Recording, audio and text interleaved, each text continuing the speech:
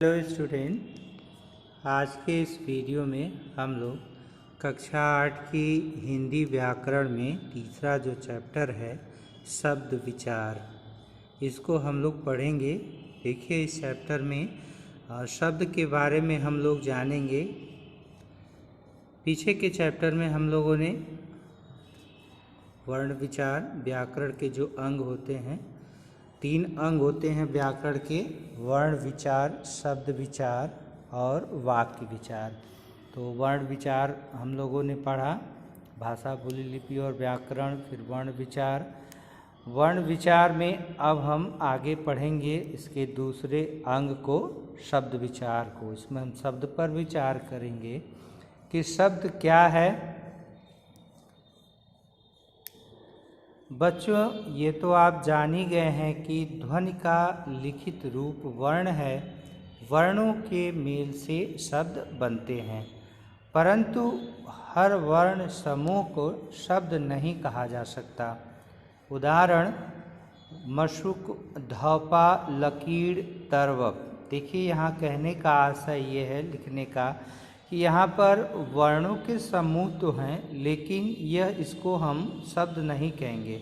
जैसा कि हम जानते हैं कि वर्णों के सार्थक समूह को हम शब्द कहते हैं। तो यहाँ जो वर्णों का समूह है, मशुक, धौपा, लकीर, तर्वप, यह सार्थक नहीं है, यह निरर्थक है। इसलिए हम वर्णों का समूह तो है, लेकिन इसको हम शब्द नहीं कहेंगे। ये वर्ण समूह तो हैं, पर इनसे अर्थ की अभिव्यक्ति नहीं होती, अतः इन्हें शब्द नहीं कहा जा सकता। अर्थात हम शब्द किसको कहेंगे? वर्णों के सार्थक समूह को ही हम शब्द कहते हैं।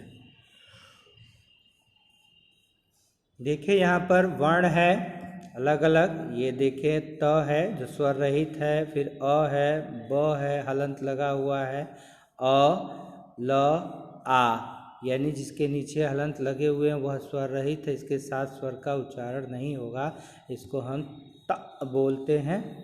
ब, फिर ल, यानी स्वर रहित होता है ये। ठीक है, तो ये वर्ण है। यहाँ पर वर्णों को अलग अलग लिखा गया है शब्दों के।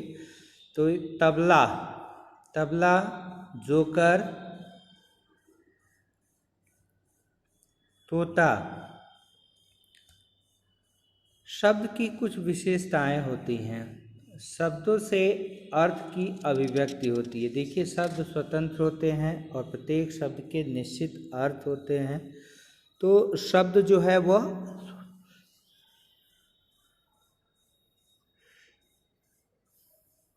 स्वतंत्र होता है, शब्दों से अर्थ की अभिव्यक्ति होती है। शब्द वर्णों के समूह से बनते हैं। शब्द वाक्य में प्रयुक्त होकर हमारे विचारों को अभिव्यक्त करते हैं। शब्द की परिभाषा के अनुसार शब्द का सार्थक होना अनिवार्य है, परंतु कभी कभी हम बोलचाल में ऐसे शब्दों का प्रयोग करते हैं जो निरर्थक होते हुए भी सार्थक बन जाते हैं। जैसे, तुम्हारी चिकचिक से हम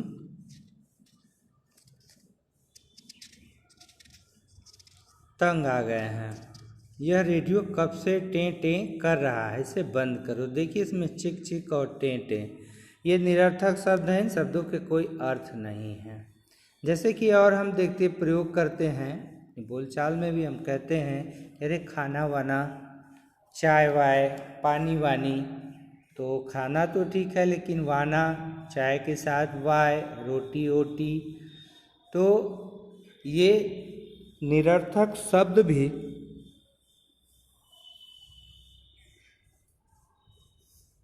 कभी कभी सार्थक शब्दों के साथ प्रयुक्त होकर के अर्थवान हो जाया करते हैं।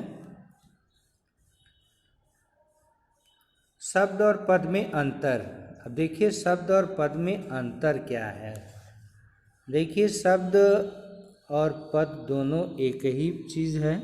शब्द को ही हम पद कहते हैं, लेकिन कब कहते हैं? शब्द जब तक स्वतंत्र है तब तक तो वह शब्द है, लेकिन जब वही शब्द व्याकरण के नियमों में बंध कर किसी वाक्य में प्रयुक्त हो जाता है तो वह शब्द शब्द न रह कर के पद बन जाता है, पद कहलाता है। कह रहा है कि वर्णों का, आप देखिए अंतर, वर्णों का सार्थक समूह शब्द कहलाता है जब किसी शब्द को वाक्य में प्रयोग किया जाता है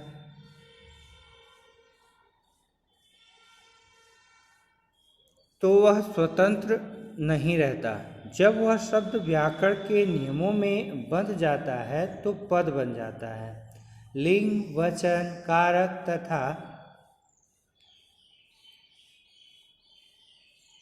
काल के अनुसार उसमें परिवर्तन आ जाता है। यानी शब्द और पद में अंतर इतना ही है कि जब तक वह स्वतंत्र है तब तक तो शब्द है, लेकिन वही शब्द जब व्याकरण के नियमों में बंधकर किसी वाक्य में प्रयुक्त हो जाता है तो वह पद कहलाता है। अब शब्दों का वर्गीकरण दिया हुआ है कि शब्द को कितने भागों में वर्गीकृत किया गया है। देखिए, स्रोत या उत्पत्ति के आधार पर। स्रोत यानी उसकी उत्पत्ति कहाँ से हुई है, कहाँ से उसने जन्म लिया है, स्रोत क्या है। तो स्रोत या उत्पत्ति के आधार पर।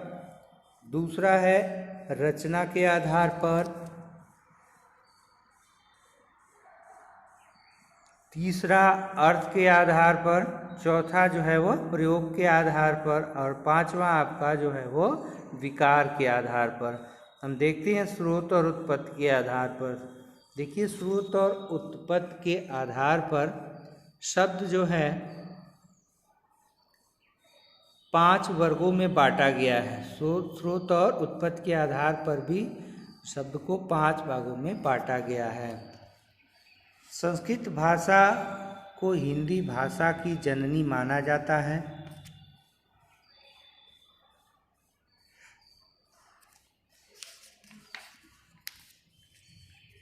स्वाभाविक है कि हिंदी भाषा में कुछ शब्द संस्कृत से आए हैं तो कुछ संस्कृत शब्दों के ही परिवर्तित रूप हैं। कुछ शब्द भारतीय तथा विदेशी भाषाओं से आकर हिंदी भाषा का अंग बन गए हैं।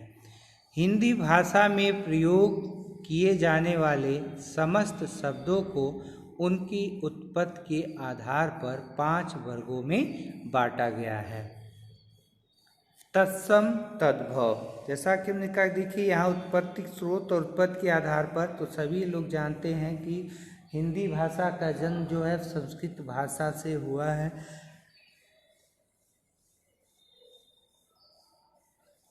संस्कृत भाषा हिंदी भाषा की जननी मानी जाती है। और तत्सम और तद्भव कह रहे हैं कि संस्कृत से जो कुछ शब्द आए हुए हैं हिंदी में, तो कुछ तो अपने उसी रूप में प्रयोग में लाए जाते हैं, लेकिन कुछ का परिवर्तित रूप प्रयोग में लाया जाता है।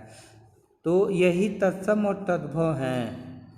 बेटा, तत्सम और तद्भव यही हैं। तत्सम हम उनको कहते हैं जो संस्कृत से हिंदी में आए हुए हैं और अपने उसी रूप में ज्यों के त्यों प्रयोग में लाए जाते हैं।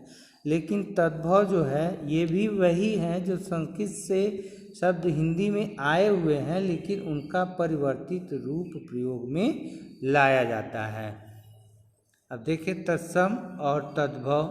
तत्सम शब्द संस्कृत के 2 शब्दों तत् तथा सम के मेल से बना है, जिसका अर्थ है उनके समान। जिन संस्कृत शब्दों का ज्यों का त्यों हिंदी में प्रयोग किया जाता है उन्हें तत्सम शब्द कहते हैं।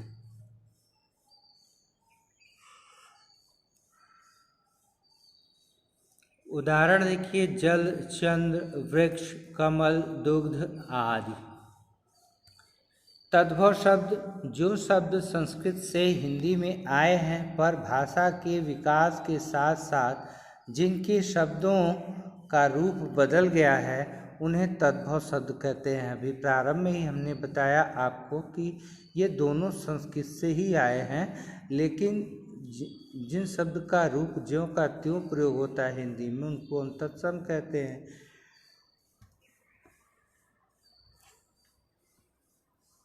और जिनका परिवर्तित रूप प्रयोग में लाया जाता है हिंदी में उनको हम तद्भव कहते हैं।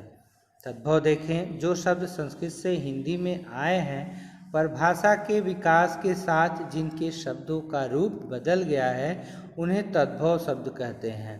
इनका रूप कालांतर में परिवर्तित हो गया। उदाहरण चांद, दूध, खेल, पाँच, सीख आदि। अब देखिए कुछ तत्सम तथा तद्भव इस प्रकार हैं। तत्सम यानी जो संस्कृत से शब्द हैं और तद्भव यानी ये भी संस्कृत से ही आए हैं, लेकिन इनका परिवर्तित रूप यहाँ पर मिलेगा आपको। हिंदी में प्रयोग में हम ले आते हैं जो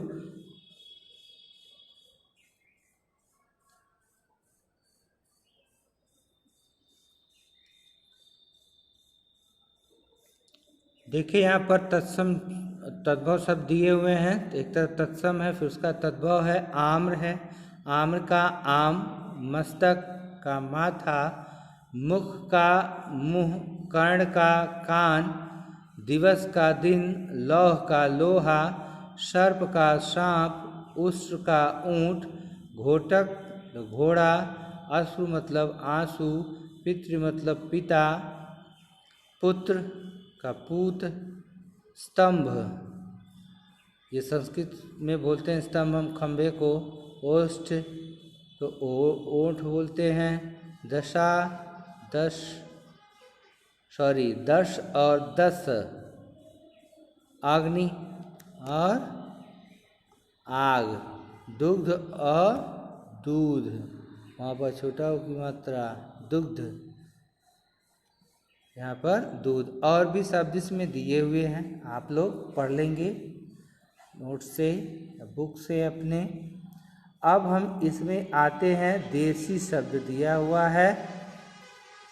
जो शब्द बोलचाल से विकसित हुए हैं तथा क्षेत्रीय स्थानीय रूप से हिंदी में आए हैं उन्हें देशी शब्द कहते हैं। जैसा कि पिछले चैप्टर में हम लोगों ने पढ़ा आगत विदेशी, तो जो शब्द बोलचाल की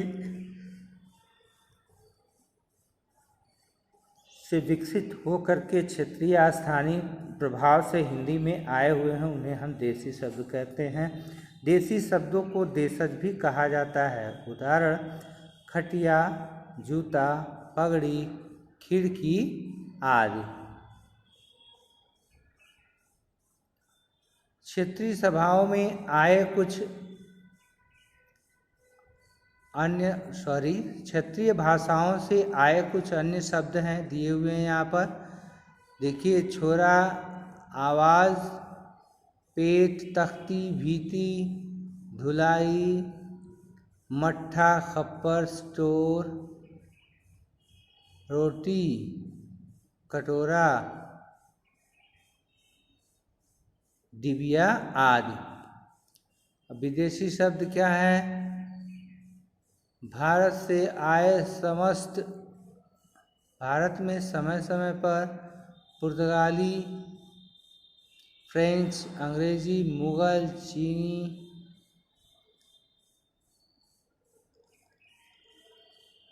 आकर इनका अंग बन गए।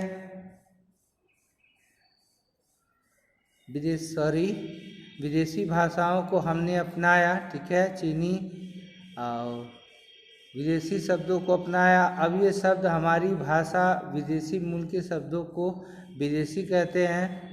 किए जाने वाले कुछ विशेष विदेशी शब्द हैं प्रयोग किए जाने वाले हिंदी में। अंग्रेजी के देखिए, engineer, college, car, gas, clerk, toffee, bench, inch, mill, school, cinema, circus, lottery, rubber, motor, manager, minute, blood, band, wing, team, tyre, tube, इशारा, टायर, टाई, जज, बॉल, क्रिकेट, एजेंसी आदि। अब अरबी, इंसाफ, इशारा, इनाम, औरत, कसम, कानून, खत, जुबान, दवा, नकल, नुकसान, फसल, पाताल,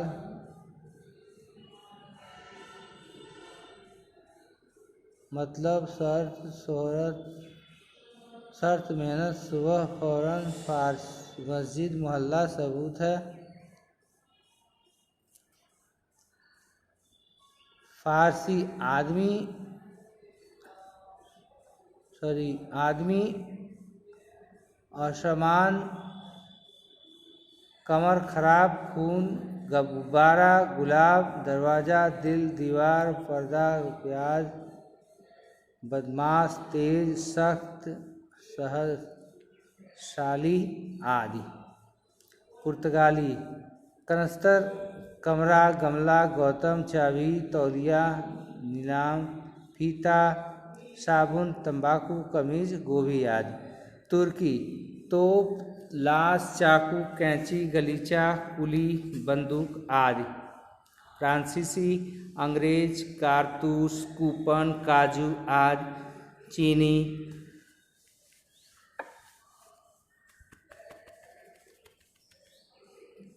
चाय, लीची, पटाखा आदि। अब देखिए इसमें जो है दूसरा है संकर शब्द। हिंदी में कुछ ऐसे शब्द हैं, ऐसे शब्द भी मिलते हैं जो अलग अलग भाषाओं के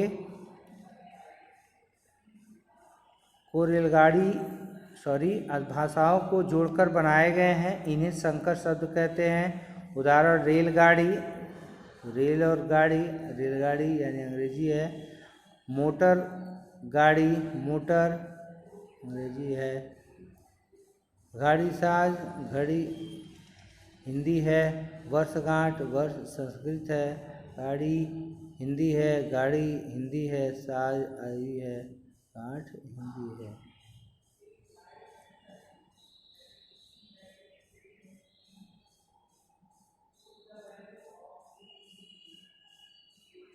इस शब्द के 3 भेद लिख लीजिएगा जो आप पढ़े हैं, आपकी व्याकरण बुक में दिया हुआ है रूढ़ होगी।